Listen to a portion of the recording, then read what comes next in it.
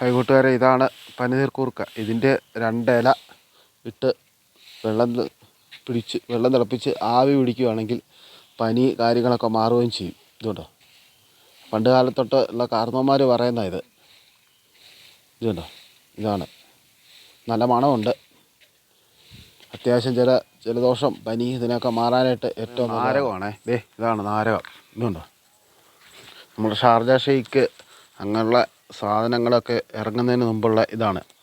അച്ചാറിനും ഒക്കെ ആയിട്ട് ഉപയോഗിക്കുന്ന ഇതാണ് മരം. ഇതുണ്ടോ, നാരകം കണ്ടോ,